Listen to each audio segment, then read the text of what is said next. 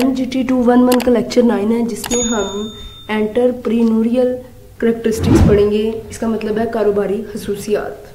सबसे पहले मैं इसकी लाइंस पढ़ने से पहले मैं आपको इसका मतलब बताऊं। इसका मतलब क्या है? यहाँ पे उन्होंने आपको वो खूबियाँ बताई हैं जो एक कामयाब कारोबारी शख्स को नया कारोबार शुरू करने और इसको कामयाबी से चलाने और मुश्किलात का जो सामना है ना, उसको करने के काबिल बनाया। ठीक है, सबसे पहले उन्होंने बताया कि पर्सनल इंटरेस्ट यानी ज़ाती दिलचस्पी, interest for their own development. कहते हैं कि एक कारोबारी शख्स को अपने काम से गहरी दिलचस्पी होनी चाहिए। वो मुसलसल खुद को बेहतर बनाने की कोशिश करता है ताकि कारोबार को कामयाब बना सके। उसके बाद है कस्टमर रिलेशनशिप, कस्टमर के साथ ताल्लुकात, long term relation with the customers. कह रहे हैं कि अगर आपका अखलाक अच्छा होगा तो जाहिर सी बात है आपके कस्टमर के साथ जो ताल्लुकात है वो अच्छे लंबे अरसे तक भी रहेंगे। Desire to establish on business, अपना कारोबार कायम करने की ख्वाहिश। ये जो जज्बा होता है कारोबार को शुरू करने और इसको बढ़ाने में मदद देता है। नीड ऑफ कंट्रोल और उसके बाद है ability to deal with uncertainties. कहते हैं कि गैर यकीनी सूरत हाल से डील करना आना चाहिए। उसके बाद है बिजनेस प्लान, इसका मतलब है कारोबारी मंसूबा। A document which contain the objective of the business and the way to achieve this objective। कहते हैं कि ये एक तहरीरी मंसूबा होता है जिसमें बताया जाता है कि कारोबार क्या करना चाहिए और वो अपने मकसद को कैसे हासिल करेगा। अच्छा, तहरीरी मंसूबे का क्या मतलब है मैं आपको ये भी बता दूं। ये ऐसा मंसूबा प्लान होता है जो लिख कर तैयार किया जाता है, यानी कागज या कंप्यूटर में हो, ज़बानी नहीं बल्कि लिखी हुई चीज में हो हमारे पास। ठीक है, उसके बाद हमें बिजनेस प्लान के कंपोनेंट्स मिल जाते हैं, जिसमें सबसे पहले there are 2 situations buying a business starting from the scratch. कहते हैं कि बाइंग अ बिजनेस का मतलब क्या है कि इसका मतलब है कि बिजनेस को खरीदना, यानी ऐसा कारोबार जो पहले से मौजूद हो, पहले से ग्राहक और सिस्टम सब कुछ मौजूद हो। ठीक है, अब आपने बस इसको खरीदना है। स्टार्टेड फ्रॉम स्क्रैच, इसका मतलब है नया कारोबार शुरू करना, यानी बिल्कुल नए सिरे से। ठीक है, कारोबार के आपने शुरुआत करनी है, आइडिया, मंसूबा, पैसा सब कुछ आपने जीरो से शुरू करना है। उसके बाद है ऑब्जेक्टिव्स ऑफ द बिजनेस, कारोबार के मकासद, यानी उसमें आ सकता है मुनाफा कमाना, मार्केट में पहचान बनाना वगैरह। उसके बाद है मार्केटिंग कंपोनेंट्स, यानी मार्केट के अज्जा, मार्केटिंग के अज्जा। उसके बाद है फाइनेंशियल कंपोनेंट्स, माली अज्जा। Components of business plan started from scratch. अब वो स्क्रैच के साथ करने लगे हैं, जिसमें सबसे पहले ऑब्जेक्टिव ऑफ द बिजनेस उन्होंने बताए हैं, बिजनेस के मकासद। सबसे पहले नेम ऑफ बिजनेस, यानी कारोबार का नाम क्या है। Name should indicate the type of business, business की टाइप का भी पता होना चाहिए। नेम शुड बी सिंपल, जो नाम है वो सिंपल सा होना चाहिए, जो लोगों को याद करने में आसानी रहे। यूनिकनेस ऑफ नेम, नेम मुनफरिद होना चाहिए। Legal consideration, avoid the name not encouraged by the law. Example national heroes, religion personalities. कहते हैं कि नेशनल हीरोज और रिलीजियन पर्सनैलिटीज पे आप नेम नहीं रखें। लोकेशन ऑफ द बिजनेस, और बिजनेस की जो जगह है वो कौन सी होनी चाहिए, कारोबार के लिए जगह का इंतखाब। उसके बाद फिर वही है मार्केटिंग प्लान में पार्ट में आ जाता है who will the customer of the business, कि कारोबार के जो ग्राहक हैं वो कौन होंगे। तो इसके जवाब में आता है कि कारोबार के ग्राहक वो लोग होंगे जो आपकी खिदमत में दिलचस्पी रखते होंगे, यानी आप उनके साथ कैसा डील करते हैं, तो वो लोग आपके कारोबार आपके ग्राहक होंगे, कस्टमर्स होंगे। वेयर आर दे लोकेटेड, ग्राहक कहाँ रहते हैं।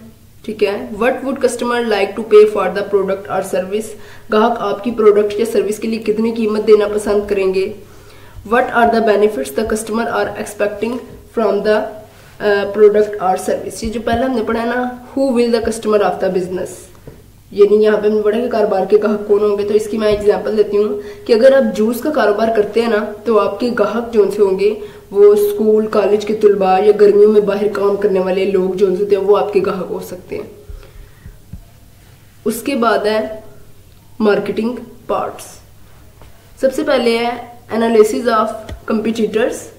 कह रहे हैं what is the nature of competition in the market, market में मुकाबले की नोयत क्या होगी। इसका मतलब है कि मार्केट में आपके कारोबार के साथ कौन से दूसरे कारोबार मौजूद है, यानी आपकी तरह, जैसे आपका भी कपड़ों का काम है और आप देखें कि मार्केट में और किसका कपड़ों का काम है। ठीक है, जो आपकी तरह की खिदमत फराहम कर रहे हैं। फिर आपने दूसरा देखना है कि who are the competitors of the business, आपके कारोबार के हरीफ कौन है। हरीफ होते हैं दुश्मन। ठीक है। कारोबार के हरीफ वो अफराद होते हैं जो वही मिलती जुलती खिदमत फराहम करते हैं। मसलन अगर आप कपड़े बेचते हैं ना, तो आपके हरीफ भी वो स्टोर्स में होंगे, मतलब आपके हरीफ भी वो कपड़ों, उनका भी कपड़ों का स्टोर होगा, तो जो इस तरह के कपड़े फरोख्त करते होंगे। हरीफ का मतलब क्या होता है? दुश्मन। ये वो शख्स होता है जो किसी खास मैदान में आपके साथ मुकाबला करता हो। उसके बाद है how product of the business is different from product of the competitors. आपकी मसनूआत हरीफों की मसनूआत से किस तरह मुख्तलिफ है।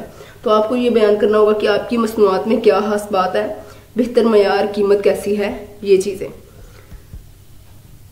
उसके बाद है promotional part. How will the message of the business be promoted in the general public. कह रहे हैं कि कारोबार का पैगाम आवाम तक कैसे पहुंचाया जाए। तो वो आप बैनर्स लगा सकते हैं, ठीक है, सोशल मीडिया पर पोस्ट वगैरह कर सकते हैं, जगह जगह भी आप बैनर्स लगा सकते हैं। ये चीजें आ सकती हैं कि हम अपने कारोबार को आवाम में इस तरह भी फैला सकते हैं। How will the business B launched, कि कारोबार का आगाज कैसे किया जाए। अब वो आप पे, आपने ऑनलाइन करना है, ग्राहकों के साथ ताल्लुकात कायम करने हैं, ठीक है, ये चीजें आप पे डिपेंड करती हैं। यहाँ पे वो फाइनेंशियल पार्ट के बारे में पूछ रहे हैं, जिसमें वो सबसे पहले कह रहे हैं, क्वेश्चन हमसे कर रहे हैं कि what will be the investment of the business and how much should be borrowed. कह रहे हैं कि कारोबार में कितनी सरमायाकारी होगी और कितना कर्ज लेना पड़ेगा। कह रहे हैं कि जाती तौर पर आप खुद कितने पैसे लगाएंगे और आप कितना कर्ज लेंगे अपने बिजनेस में। फिर वो कहते हैं कि what are going to be expected revenues in the given period of time. एक मुकर्रर वक्त में कितनी आमदनी होगी। मसलन आप 6 माह में 5 लाख रुपए कमाते हैं ना, तो आपकी जो सालाना आमदनी होगी ना, वो 12 लाख रुपए होगी। उसके बाद है what would be the expected expenses of the business in a given period of time. कहते हैं कि एक मुकर्रर वक्त में अखराजात क्या होंगे। मतलब अखराजात में क्या आ जाता है, किराया, मुलाजिम वहाँ पे होते हैं, उनकी तनख्वाहें, बिजली, पानी, गैस वगैरह का बिल, ये चीजें आ जाती हैं अखराजात में। फिर वो कहते हैं what would be the net income और net profit in a given period of time. कह रहे हैं कि मुकर्रर वक्त में जो खालिस मुनाफा है ना, वो क्या होगा। मसलन अब आमदनी है ना आपकी 12 लाख और जो ऊपर अखराजात है वो 7.2 लाख रुपए हैं, तो जो आपका खालिस मुनाफा होगा वो 4.8 लाख रुपए होगा, ठीक है। उसके बाद कह रहे हैं इज द बिजनेस फिजिबल और नॉट। कहते हैं कि क्या कारोबार काबिल अमल है या नहीं। तो इसका क्या मतलब है, अगर तो आपको मुनाफा हासिल हो रहा है तो वो आपका कारोबार काबिल अमल है। अगर आपको नुकसान हो रहा है यानी मुनाफा नहीं हो रहा तो वो नाकाबिल अमल है। उसके बाद है वही components of business plan started from scratch. Administrative part यानी इंतजामी हिस्सा, जिसमें वो पूछते हैं what would be the structure to handle the business. कह रहे हैं कि कारोबार को संभालने के लिए क्या ढांचा होगा।